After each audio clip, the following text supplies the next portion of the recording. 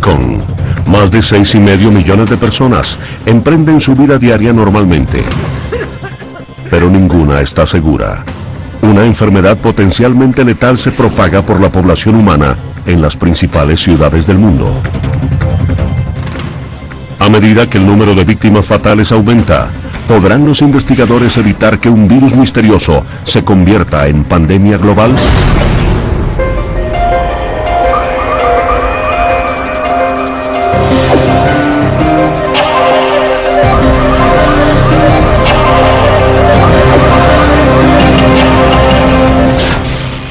Investigación sobre epidemias. El asesino de la habitación 911. En febrero de 2003, surgen rumores sobre una enfermedad misteriosa que se extiende por la provincia Guangdong en China. Bajo presión de las organizaciones de salud, el gobierno chino anuncia la causa de la epidemia como neumonía atípica. En Hong Kong, el profesor Malik Pires, virólogo, vigila minuciosamente la situación. Supimos de un brote inusitado de neumonía en Guangdong, la provincia adyacente a Hong Kong. Inusitado porque se informaba de grupos de personas con neumonía. Grupos dentro de las familias y grupos en los hospitales, lo cual normalmente no se ve con la neumonía. Antes de eso trabajamos con la influenza aviar, el virus H5N1, y una de las cosas que nos preguntábamos era si esta no podría ser una pandemia de H5N1. Pero los médicos descartan la influenza aviar. Este virus en particular no se conoce. Los funcionarios de salubridad en China pasan por alto la nueva amenaza. Establecimos en Hong Kong una estrecha vigilancia para detectar casos de neumonía, porque éramos muy conscientes de que cualquier problema que suceda en Guangdong, tarde o temprano llega a Hong Kong.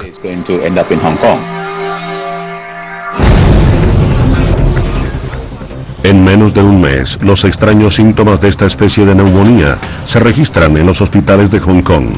Nadie sabe cómo o por qué apareció el virus. A medida que la enfermedad misteriosa se propaga por la ciudad, la sospecha recae sobre los mercados de carne de China. Hay muchos animales juntos. Se crían en un lugar, se llevan al mercado en otro lugar, algunas veces a cientos de miles de kilómetros de distancia. Miles, millones de personas interactúan con estos animales. Por lo tanto, las probabilidades de que un virus animal pase a la especie humana se multiplican enormemente. Y una vez que ocurre esa transmisión interespecies, la transmisión persona a persona también se multiplica por el continuo traslado y desplazamiento de la población humana. Y estos son básicamente los factores que predisponen a las epidemias. Mientras Hong Kong intenta contener esta nueva enfermedad, surgen síntomas idénticos en Vietnam y Singapur. Y cuando la noticia del brote llega a Canadá, el microbiólogo Dr. Donald Lowe recibe un correo electrónico inquietante de un colega que trabaja en el hospital Scarborough Grace de Toronto. Lo recuerdo claramente, todo estaba en letras mayúsculas. Tenemos un problema aquí. Creemos que se trata de la nueva enfermedad. Existe una conexión. Es alguien que acaba de regresar de Hong Kong. Me fui entonces directamente al hospital y ese fue el principio del fin para nosotros. Todo comenzó a revelarse. La confirmación de la presencia del virus en Toronto es evidencia de que la enfermedad no identificada se propaga más rápido y más lejos de lo que se creía al comienzo.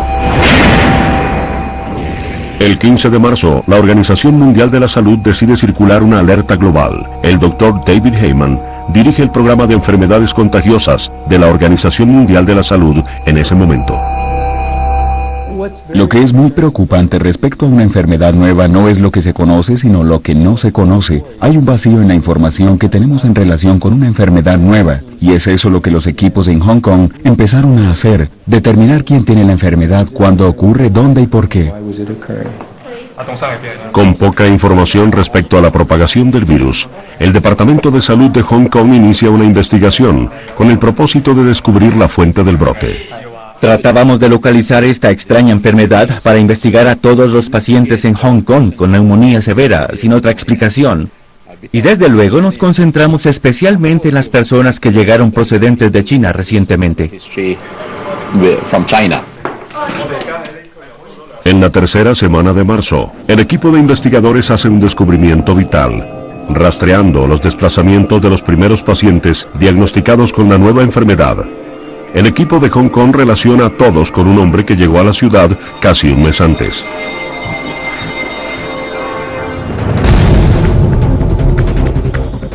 El 21 de febrero, un autobús con una carga mortal recorrió el camino desde la provincia de Guangdong hasta el corazón de una de las ciudades más densamente pobladas del mundo, Hong Kong.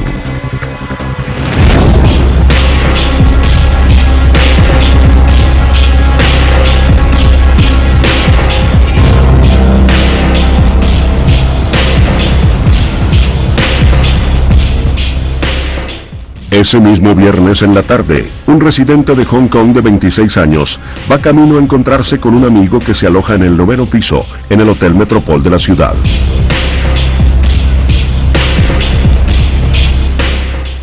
En el popular hotel también se hospeda un profesor de 64 años, el Dr. Liu Yandu, quien acaba de llegar de Guangdong.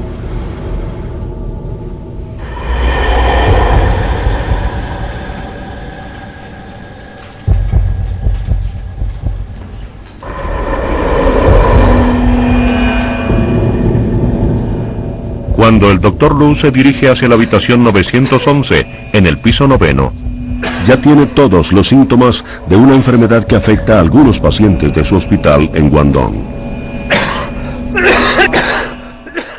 El 21 de febrero, el profesor que atendía pacientes con esta nueva enfermedad de Guangdong viajó a Kowloon ese fin de semana para asistir a una boda. De hecho, ya se sentía mal, pero decidió ir de todos modos. Se registró en el Hotel Metropol en la noche del viernes 21 y le asignaron la habitación 911. Estaba indispuesto y vomitó en el corredor. Limpió la alfombra. 2 meses después se encontró y se pudo aislar el virus ARN de esa alfombra. Los expertos solo pueden especular cómo se propagó el virus esa noche. El sistema de ventilación del hotel, al soplar sobre la alfombra, pudo llevar el virus por el aire. Es una sugerencia. Lo que queda claro, sin embargo, es que cualquier huésped que reciba una llave de una habitación en el 9º piso va directamente a las manos de un asesino silencioso. Tengo su reservación, quedo en el 9º piso. ¿9º? El ascensor está a su izquierda.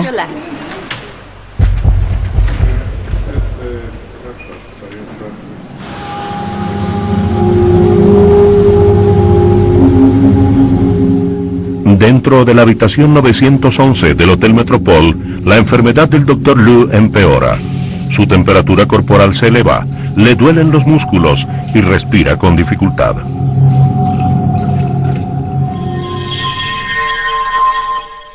Las manifestaciones clínicas principales son de neumonía y lo que mata al paciente es la neumonía. Pero encontramos, para sorpresa nuestra, que el virus no solamente estaba presente en el tracto respiratorio o los pulmones, también estaba presente en las heces y en la orina. Esto sugería que la enfermedad recorría todo el cuerpo.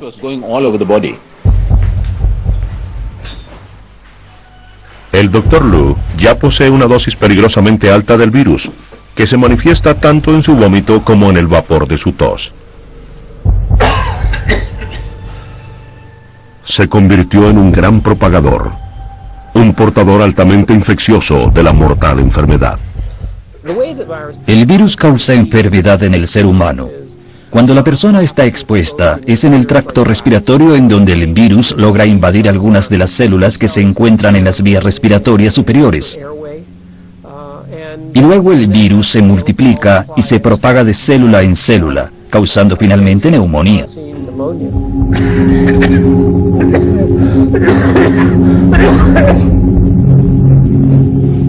Mientras el Dr. Liu soporta una noche terrible en su habitación, el virus sale del hotel. El joven residente de Hong Kong camina por las congestionadas calles sin imaginarse que su breve visita a un amigo en el Hotel Metropole pondrá a la ciudad de rodillas.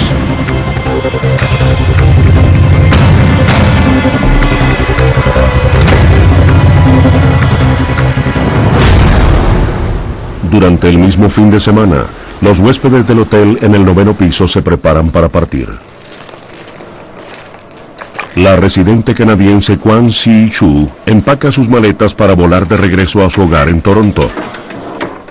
El chino estadounidense Johnny Chen sigue su viaje de negocios por el sureste de Asia.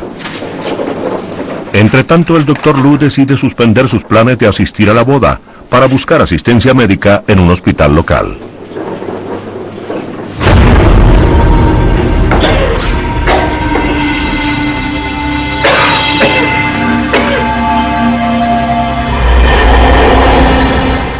Cuando los huéspedes inician sus viajes, ninguno es consciente del peligro que ahora representa.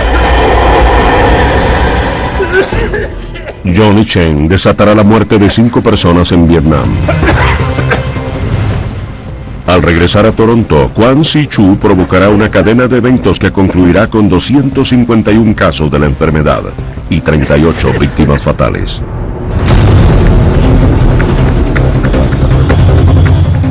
Ese mismo día regresa también a casa Esther Mok, azafata de Singapore Air. Esther será luego la primera paciente en ser diagnosticada con el virus en Singapur. Las enfermedades infecciosas nuevas que se presentan en un país son una amenaza para el resto del mundo.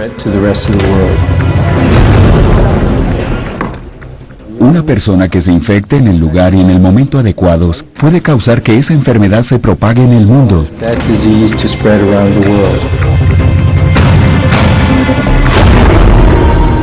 Con millones de personas que viajan internacionalmente cada día, la amenaza de una epidemia global es mayor ahora que nunca. Gracias. Adiós. Desde Hong Kong, unos individuos inocentes relacionados únicamente por las circunstancias amenazan con causar un grave desastre humano y económico.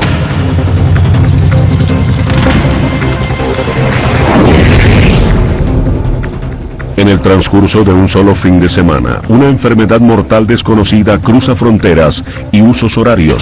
A medida que se propaga, nadie lo nota.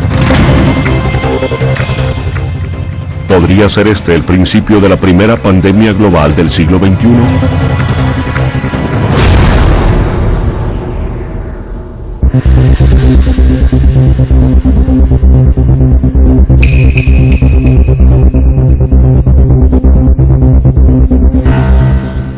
En el hospital Kwong Hua de Hong Kong, un paciente hace una aterradora revelación.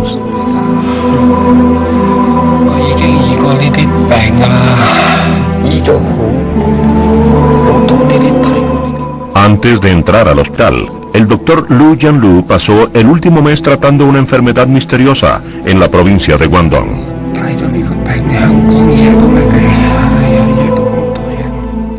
Ahora se da cuenta de que él también es víctima de la misma enfermedad. Pero su confesión a los médicos llega demasiado tarde.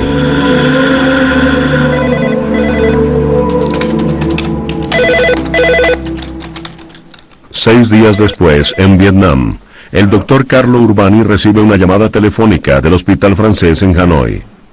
Sí, en unas horas iré. Sí, adiós. Desde hace 2 años, el médico italiano trabaja con la Organización Mundial de la Salud en Vietnam, especializándose en tratamiento de enfermedades infecciosas. Hoy le piden que examine a un paciente hospitalizado hace 2 días con síntomas de neumonía. Hola. Hasta ahora los tratamientos normales no dan resultado. Soy el doctor Urbani y quiero hacerle unas preguntas. El paciente es Johnny Chen.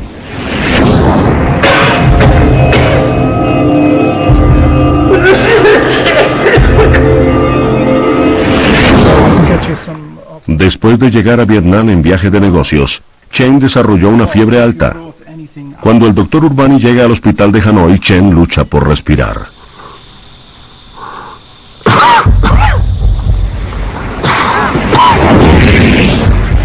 El virus causa una neumonía severa. Sus pulmones se llenan de fluido y moco. Trabajan muy por debajo de su nivel normal. El cuerpo de Chen pide más oxígeno, pero no puede suministrarlo. La neumonía no es común en adultos saludables. Los ancianos y los niños están generalmente en riesgo más alto. La esposa del Dr. Urbani, Juliana, lo acompañó a Vietnam y recuerda las preocupaciones de su esposo. Cuando regresó a casa me dijo que creía que la situación era muy grave, que no se trataba sencillamente de un paciente con fiebre. No era influenza, sino algo mucho más grave. Y con el tiempo lo confirmaríamos. Bueno. El Dr. Urbani se crió en La Marque, región de Italia, en una pequeña población llamada Castelpiano, donde actualmente vive su esposa con sus 3 hijos.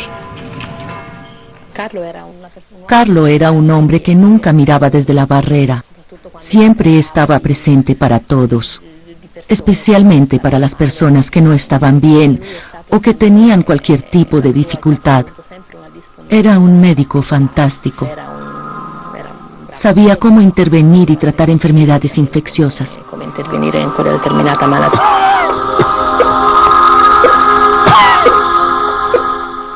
Mientras la situación en Hanoi se hace más crítica por horas. A 13.000 kilómetros de distancia, en Toronto, Kwan Si-Chu recién llega a casa de su viaje a Hong Kong. Ingresa a un hospital local, acompañada por su hijo, Se Chi-Kwai. Tiene fiebre y tos seca. Veamos qué tiene.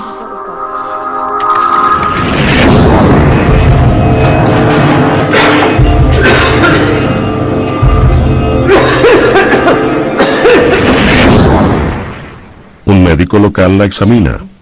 Ajeno a cualquier enfermedad nueva, tiene pocas razones para alarmarse por estos síntomas. No hay problema aquí. Le escucharé el pecho.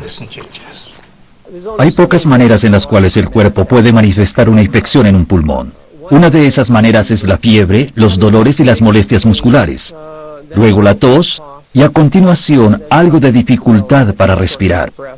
Y esa es la descripción de muchas enfermedades. No existía nada que sobresaliera para decir que era simplemente otro caso de neumonía viral o bacterial.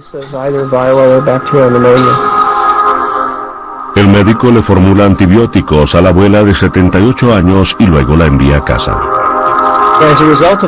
Como resultado, esto fue lo que sucedió en Toronto. Una persona que regresó a Toronto el 23 de febrero causó posteriormente 2 oleadas de brote.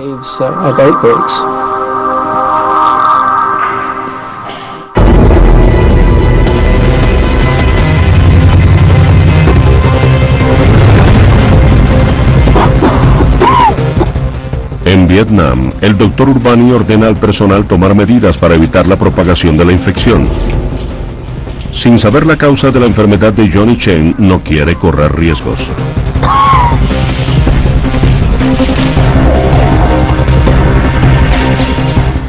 Pero ya es demasiado tarde. Los trabajadores de salud del hospital desarrollan indicios de la enfermedad. La situación empieza a salirse de control. Cuando todo empezaba, le dije a Carlo, tenemos 3 hijos y esta es una situación muy grave para nosotros. Es una situación realmente peligrosa. Tenemos que hacer algo. Me pidió que mantuviera la calma, que no había problema por el momento. Me dijo, llevo muchos años trabajando con enfermedades infecciosas. Sé lo que hago y conozco las precauciones que debo tomar. Esperemos un poco y ya veremos. El pulmón izquierdo está congestionado. Aquí se ve. Parece neumonía. Pero el paciente no expulsa moco. Es extraño. Cuando el Dr. Urbani informa de sus hallazgos, se divulga la noticia de la aparición de una nueva enfermedad potencialmente letal. Scott Dowell trabaja en el Centro para Control de Enfermedades en Bangkok. Sus descripciones iniciales de Hanoi fueron las primeras descripciones claras de esta nueva enfermedad, y debido a su precisión les permitieron a muchas personas en otras partes del mundo darse cuenta rápidamente que no eran casos normales de neumonía, era algo claramente inusitado. La neumonía es una de las principales enfermedades asesinas alrededor del mundo, pero afecta a los muy jóvenes y a los muy viejos. Entonces, cuando nos enteramos que personas por lo demás saludables, médicos y enfermeras estaban contrayendo neumonía, supimos que se trataba de una enfermedad muy extraña y nos alarmamos.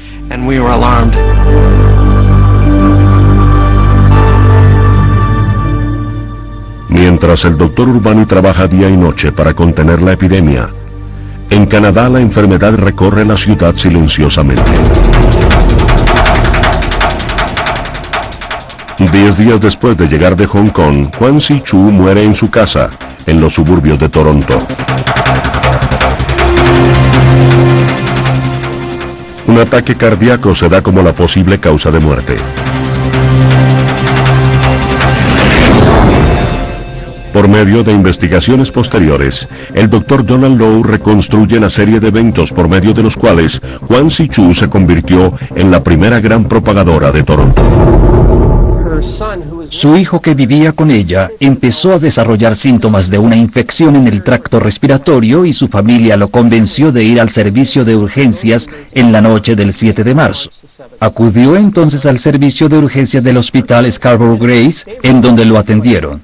Se dieron cuenta que estaba muy enfermo y necesitaba hospitalización. Aquí está el servicio de urgencia del hospital Scarborough Grace. Entra aquí, lo evalúan, se dan cuenta que tiene una neumonía grave y no tienen cama para él. Lo dejan en observación y ahí permanece esa noche durante 14 horas.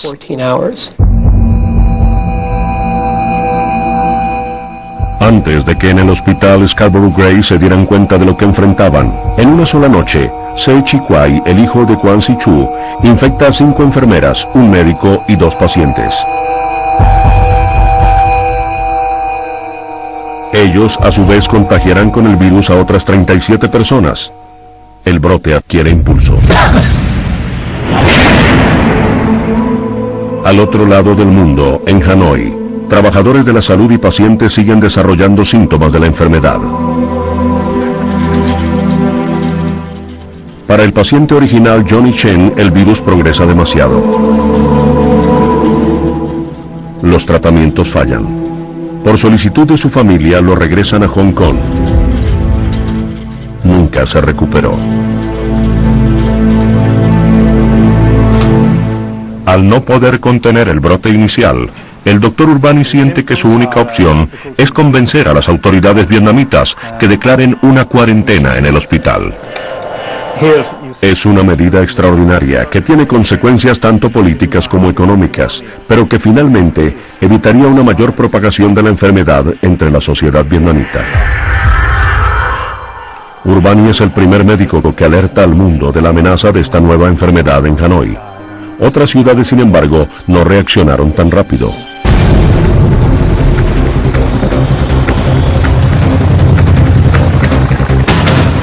En Hong Kong, 2 semanas después de la estadía del Dr. Lu en el Hospital Metropol, los efectos del virus empiezan a notarse. En el Hospital Príncipe de Gales de la ciudad, un brote de una enfermedad similar a la neumonía afecta al personal y a los pacientes. En el pabellón 8A, 6 días antes, un residente local de 26 años ingresó al pabellón con falla respiratoria.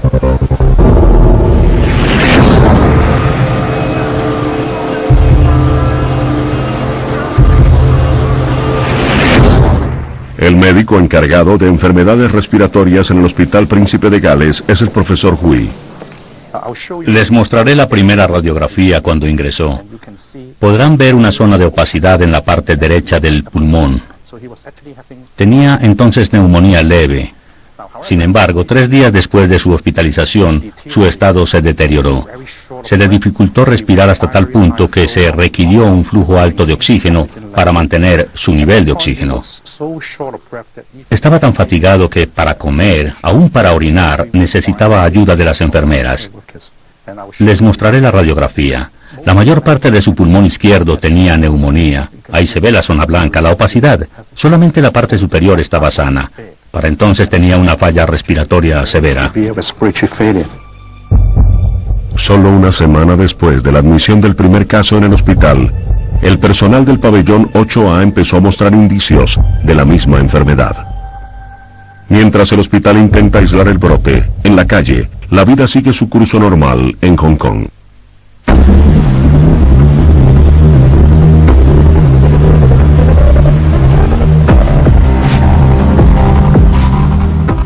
Nadie sabe hasta dónde se ha propagado el virus. Mientras los residentes emprenden sus actividades normales, pocos son conscientes de convertirse en un riesgo mayor. El 11 de marzo, 18 días después del brote en el Hotel Metropol, la enfermedad vuelve a atacar. Esta vez, a uno de los hombres que tanto hizo para combatir el virus.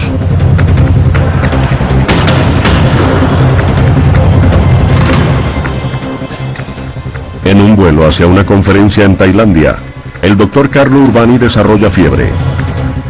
Cuando llega al aeropuerto de Bangkok ya sabe que tiene síntomas de la enfermedad. Inmediatamente llama a su colega Scott Dowell, quien lo espera en el aeropuerto. Como precaución sería conveniente que me aislaran. Aquí estaré.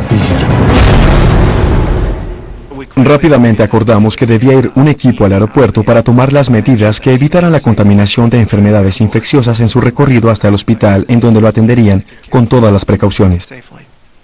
Le pedí su opinión respecto al equipo de protección para el personal del hospital. Le dije que creía que debíamos tener batas, guantes y tapabocas para todos y que debía aislarse una zona.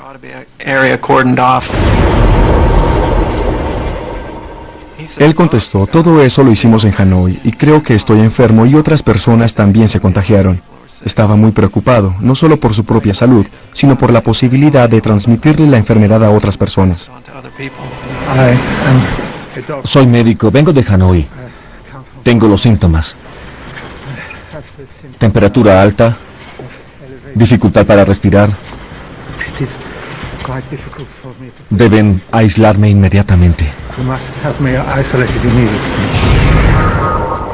Para su esposa, la enfermedad del doctor Urbani era la noticia que temía desde hacía varias semanas.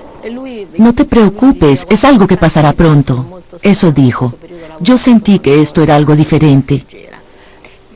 Y luego, a medida que pasaban los días, la situación empeoraba y finalmente me di cuenta que se había contagiado de la enfermedad.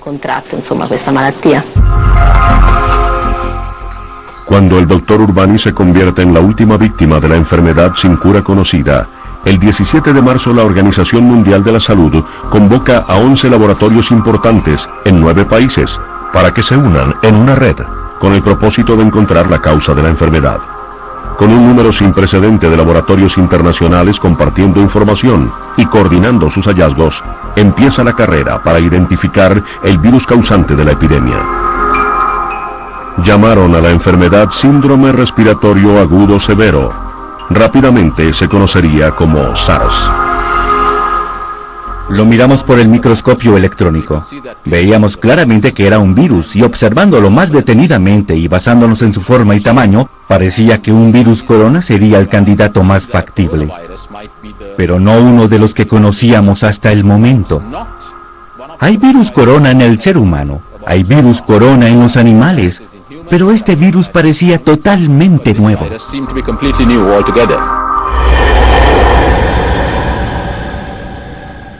El virus corona, cuyo nombre viene de la corona de proteínas en su superficie, invade células saludables dentro del tracto respiratorio, en donde puede reproducirse. Es un culpado sorpresa para muchos en la comunidad científica. Un virus corona causa el resfriado común, pero este destruye vidas.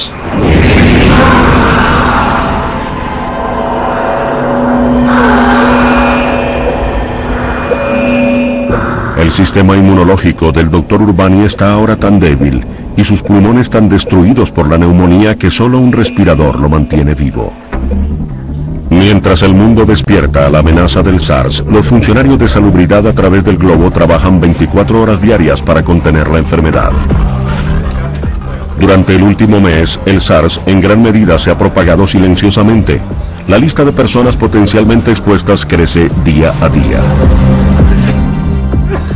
Desde hace siglos, la humanidad intenta luchar contra la propagación de la enfermedad. Los virus han sido uno de nuestros enemigos más mortales. Los virus son, básicamente, una de las formas más simples de vida. De hecho, podría decirse que escasamente viven, que están en el límite de la vida. Tienen paquetes de información genética, pero no tienen la maquinaria para traducir la información genética en acción. Necesitan infectar una célula para que la célula haga el trabajo por ellos. Lo que intentan hacer los virus, como cualquier otra forma de vida, es perpetuar su especie.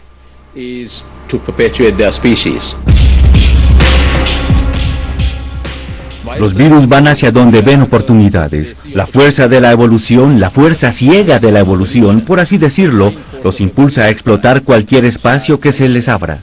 Infortunadamente, en el mundo de hoy día, abrimos enormes puertas que los virus y otras bacterias pueden explotar en términos de nuestro manejo de los animales, de nuestra interacción con ellos y en términos del desplazamiento de los seres humanos. Entonces, la aldea global en la cual vivimos les da a estos microbios también oportunidades globales.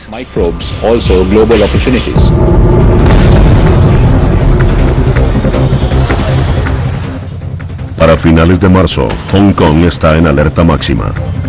El número de casos se eleva y a los turistas se les aconseja mantenerse alejados. Mientras el virus sigue matando, en laboratorios en todo el mundo los científicos dedican su atención a encontrar una cura para la enfermedad. Pero el progreso es lento. Es extremadamente difícil tratar una enfermedad desconocida, porque no sabemos todas las respuestas o conocemos muy pocas, pero tenemos que comunicarnos con el público en general y darle una certeza de que estamos haciendo algo que finalmente será beneficioso. Y es lo que buscamos, que sea beneficioso. Para los habitantes de Hong Kong, en este momento, la indecisión de funcionarios de salubridad crea un clima de temor, según recuerda demasiado bien la residente y escritora Christine Law. Primero que todo era lo desconocido, el temor a lo desconocido, y teníamos que unir muchas piezas del rompecabezas para contar la historia. Entonces existió un primer periodo de desesperación y temor. Creo que entre las autoridades también apareció una etapa de negación. ¿Qué es exactamente esto? No se preocupen, estamos a cargo y sabemos lo que hacemos. Sin información sólida sobre la naturaleza de la enfermedad, los residentes intentan protegerse. Las personas usaban tapabocas porque era una pequeña cosa que podían hacer en un momento en el cual sentían que no tenían control. No sabíamos nada de la enfermedad. ¿Qué podíamos hacer como individuos? En realidad, ¿qué podíamos hacer cuando el gobierno y los expertos, los médicos, nos decían que no estaban seguros cuál era esta nueva enfermedad? La única cosa que podíamos hacer era usar tapabocas. Entonces, de pronto todos los comprábamos, todos conocíamos las diferentes clases. Hong Kong se convirtió en una ciudad experta en tapabocas. Los diferentes tipos, la frecuencia del cambio, lo que los niños debían usar, la conveniencia de usar máscaras de gas, en fin, las fotografías entonces eran muy gráficas y le dieron la vuelta al mundo. Hong Kong parece una escena de una película de Hollywood. No obstante los intentos por contener la enfermedad, el virus sigue propagándose. Una ligera tos podría significar la diferencia entre la vida y la muerte. En Toronto, el brote también acapara titulares. Los hospitales están colmados con nuevos casos de la enfermedad. La ciudad se clasificó como zona infectada y los negocios se perjudican.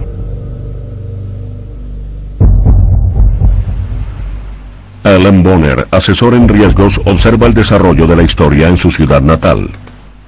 En el primer momento apareció mucha información errónea. Los medios de comunicación divulgan cualquier información que tengan y son bastante eficaces en un vacío de verdadera documentación. Sin embargo, en este caso encontraron a un oficial de policía que no dio su nombre, pero que dijo que las muertes podrían ascender a 10,000 con esta epidemia. Lo que sabemos del temor es que las fotografías dramáticas y los informes de los medios tienen tendencia a aumentar el temor muchas veces. Para una persona que vive en Los Ángeles, en Londres o en Tokio o en otro lugar y piensa ir de vacaciones o en un viaje de negocios a Toronto y ve a alguien por televisión con un tapabocas, esa imagen vale por 1000 palabras. tiene la tendencia a encapsular la experiencia de Toronto con el SARS, a aumentar el temor válido de las personas de manera sustancial, hasta que finalmente deja de ser válido. Los temores de Toronto se exageran por el hecho de que los mismos hospitales que intentan tratar a los pacientes con SARS se están convirtiendo en criadero para el virus. Los momentos más difíciles para nosotros en el manejo de la epidemia fueron cuando empezamos a ver colegas enfermos. Los casos en Toronto en un 40% fueron de trabajadores del campo de la salud. Fue muy difícil, porque eran personas a quienes les encomendábamos el cuidado de estos nuevos pacientes con esta nueva enfermedad, y ellos esperaban que nosotros los protegiéramos. Y cuando veíamos que se enfermaban, era desalentador, era increíblemente difícil para la moral. Y lo más sorprendente era que seguían cumpliendo con su deber, seguían trabajando, seguían cuidando a los pacientes con SARS.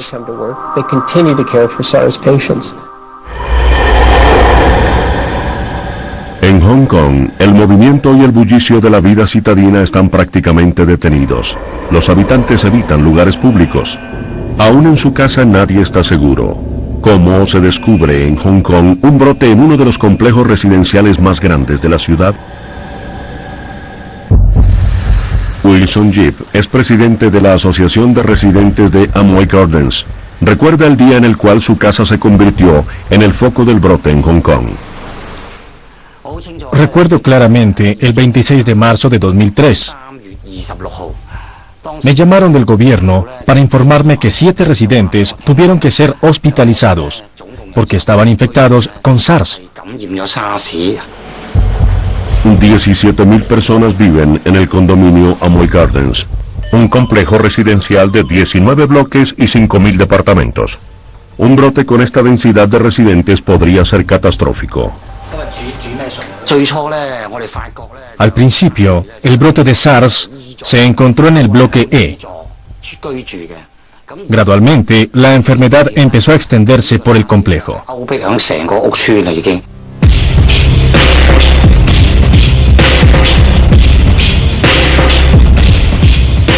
La enfermedad llegó a Amoy Gardens una semana antes, cuando un hombre de 33 años vino de visita al apartamento de su hermano en la torre del bloque E.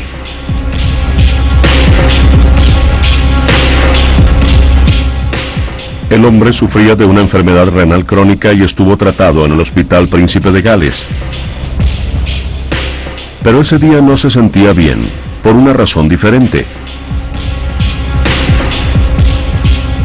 En el hospital se había contagiado del virus del SARS.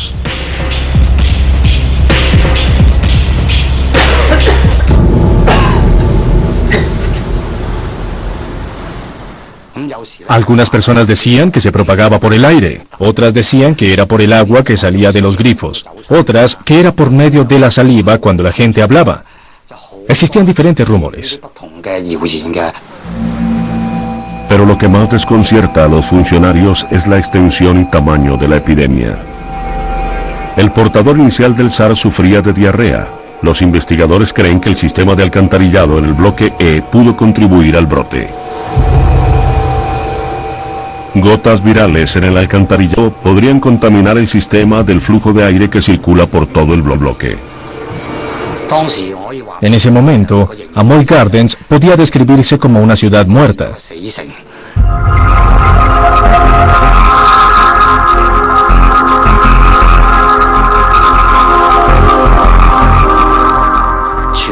Era conocido en todo Hong Kong que Amoy Gardens era la mayor zona de desastre. Solicité enfáticamente que el bloque E se aislara, porque sabía que la enfermedad no podía controlarse sin el aislamiento del bloque. Todos sabían que su familia podía infectarse si alguno se contagiaba del SARS. El SARS era como una bomba. A las personas portadoras de la bomba no debía permitírseles su permanencia en la comunidad.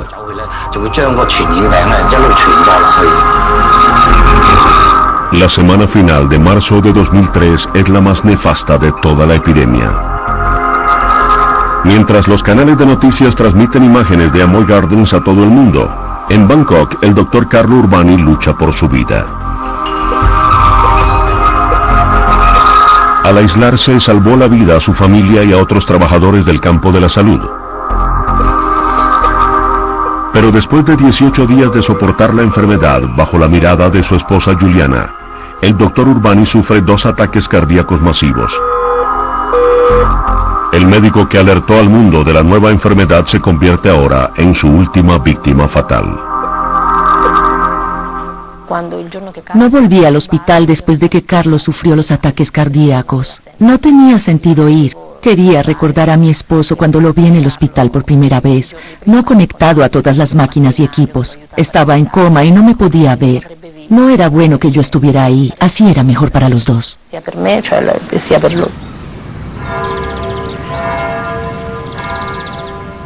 El 29 de marzo, el doctor Carlo Urbani muere.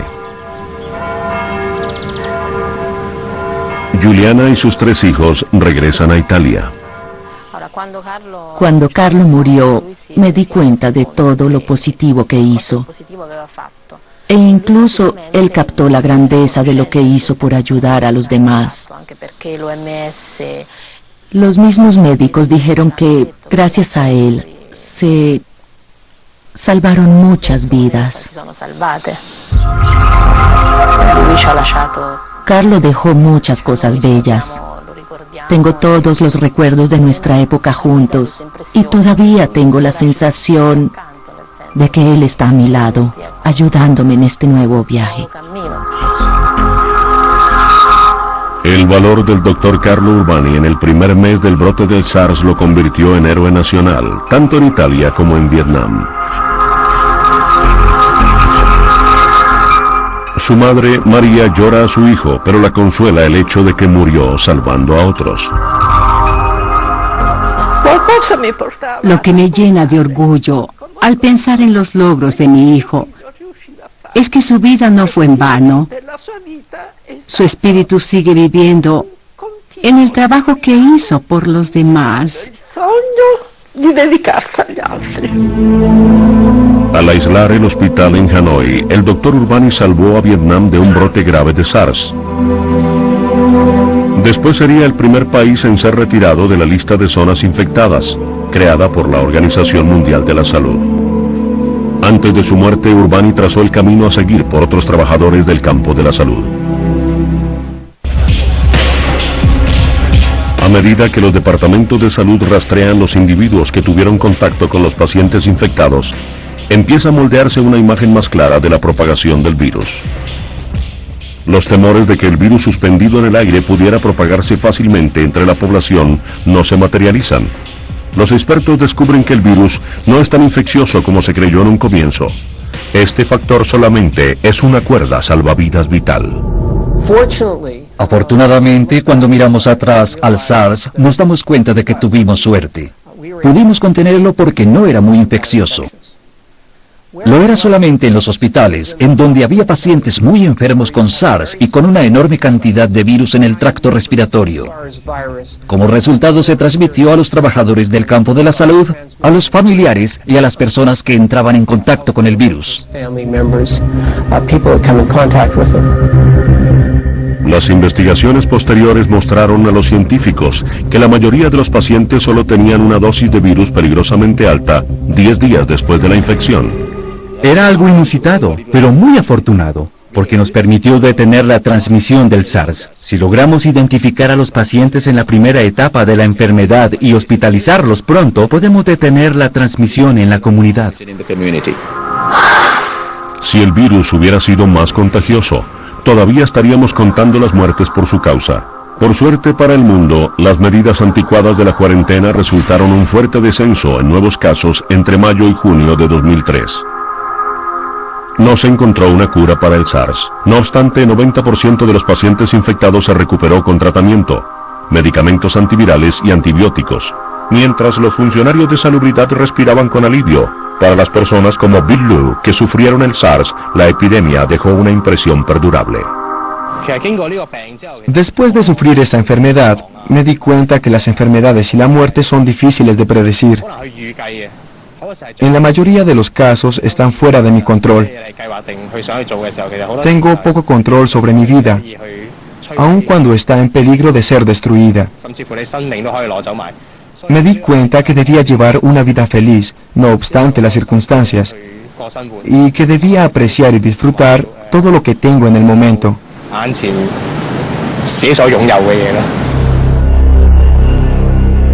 En solo un periodo de 7 meses, a partir de noviembre de 2002, más de 8.000 personas en 32 países se infectaron con el virus del SARS. Cerca de 800 personas murieron a causa de la enfermedad. Para julio de 2003, al final de estos 7 meses, los departamentos de salud lograron detener la transmisión del SARS. Sin nuevos casos registrados, el brote finalmente estaba contenido. La transferencia animal a ser humano de un virus corona microscópico causó la muerte a escala global.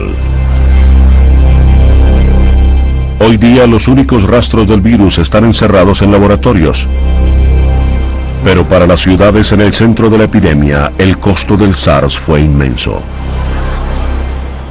Actualmente alguien estornuda en Hong Kong y de pronto la gente que trabaja en el negocio de los restaurantes recibe notificaciones de despido en Toronto.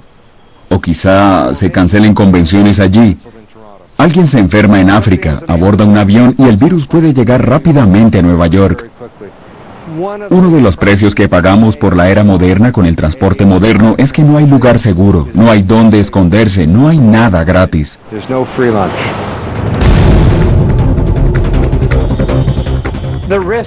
El riesgo de que ocurra una pandemia significativa, con propagación mundial e infección de un alto porcentaje de la población, es real.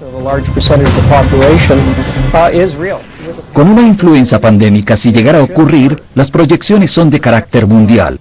Ocurrirá en un periodo de 6 meses o menos, afectará a un 20 o 30% de la población global y habrá una significativa tasa de mortalidad relacionada con la enfermedad. El SARS no fue la pandemia global que muchos temían. Pero las lecciones por los eventos del año 2003 todavía se están aprendiendo.